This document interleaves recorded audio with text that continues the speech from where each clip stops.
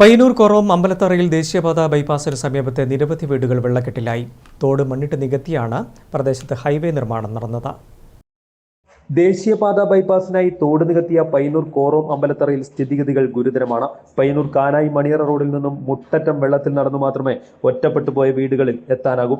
20ഓളം വീടുകൾ വെള്ളക്കെട്ടിലായി. 3 വീട്ടുകാരെ നാട്ടുകാർ തന്നെ മാറ്റി താമസിപ്പിച്ചു. മറ്റു വീട്ടുകാരും താമസം മാറേണ്ട സ്ഥിതിയിലാണ്. 2 വീടുകൾക്കകത്തു വരെ വെള്ളം കയറി.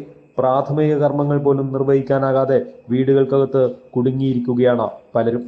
ദേശീയപാത ബൈപ്പാസിനായി തോട് നികത്തിയതാണ് പ്രദേശത്തെ വെള്ളക്കെട്ടിന് പ്രധാന കാരണം. എത്രയോ വർഷങ്ങളായിട്ട് താമസിക്കുന്ന ആളുകളാണ് നമ്മളിവിടെ. നമുക്ക് ഈ പ്രയാസം ഈ വർഷത്തിൽ ആദ്യമായിട്ടാണ് ഇങ്ങനെ മഴ പെയ്ത് തുടങ്ങുന്നേ ഉള്ളൂ. അപ്പോഴേക്ക് വളരെ ഗുരുതരമായ അവസ്ഥയിലേക്കാണ് കാര്യങ്ങൾ പോയിട്ടുള്ളത്. ഇത് ഇങ്ങനെ സംഭവിക്കേണ്ടതായിരുന്നില്ല. കാരണം ഈ ഹൈവേയുടെ പ്രശ്നം ഇവിടെ തുടങ്ങുന്ന സമയത്ത് തന്നെ വളരെ പ്രധാനമായി അവരുടെ ശ്രദ്ധയിൽപ്പെടുത്തിയൊരു വിഷയമാണത്. ഇവിടെ ഒരു വലിയ തോട് കടന്നു പോകുന്നുണ്ട്. ഈ തോട് ബ്ലോക്ക് ചെയ്ത് കഴിഞ്ഞാൽ, വെള്ളം കെട്ടി നിന്ന് കഴിഞ്ഞാൽ ഇതുകൊണ്ട് വലിയ പ്രയാസം ഉണ്ടാകുമെന്ന് അവർ ഓർമ്മയിൽപ്പെടുത്തിയിട്ടുണ്ട്. അവർ ശ്രദ്ധിച്ചിട്ടുണ്ട്. അവരെന്നോട് പറഞ്ഞത് ഇവിടെ കൾവർട്ട് നിർവഹിക്കുന്നതാണ്. ഇവിടുത്തെ കൗൺസിലർമാർ മുഖേനയാണ് ഞാൻ സംസാരിച്ചിട്ടുണ്ടായിരുന്നത്. അപ്പൊ അതൊന്നും ഇപ്പൊ ഉണ്ടായില്ല. ഇപ്പോഴത്തെ അവസ്ഥ എന്ന് പറഞ്ഞാൽ നിങ്ങൾക്ക് കണ്ടാൽ അറിയാം, വാഹനം വീട്ടിന്റെ അകത്തേക്ക് കയറ്റി വെച്ചിട്ടുള്ളത്. ഇനി ഒരു സ്റ്റെപ്പ് കൂടെ കയറിയ വീട്ടിനകത്തേക്ക് വെള്ളമെത്തി. അടുക്കള ഭാഗത്ത് വെള്ളം ഇപ്പൊ നിലവിൽ കയറിയിട്ടുണ്ട്.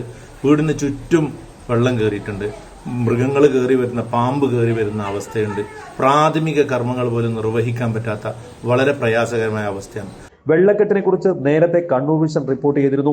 ഇതേ തുടർന്ന് എത്തിയ ദേശീയപാത ഉദ്യോഗസ്ഥർ ഈ വർഷം സഹിച്ചേ പറ്റൂ എന്നാണ് വീട്ടുകാരോട് പറഞ്ഞതത്രേ.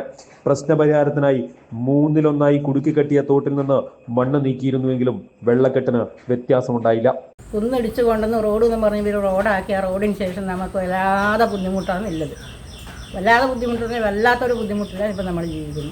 എത്രയോ വീട്ടുകാരുണ്ട്. ഒരു 10-17 വീടുണ്ട് ഈ ഭാഗത്ത്. ആ വീട്ടുകാർക്ക് എല്ലാം ബുദ്ധിമുട്ടാണ്. എല്ലാവരും ഒഴിഞ്ഞു പോകാനും തുടങ്ങി. അപ്പം പിന്നെ എന്താ ചെയ്യുക? 3-5 പശുവുണ്ട്. ഇപ്പോൾ ആ പശുവിനെ ഇപ്പോൾ ഇരുന്ന് മാറ്റി കെട്ടണം.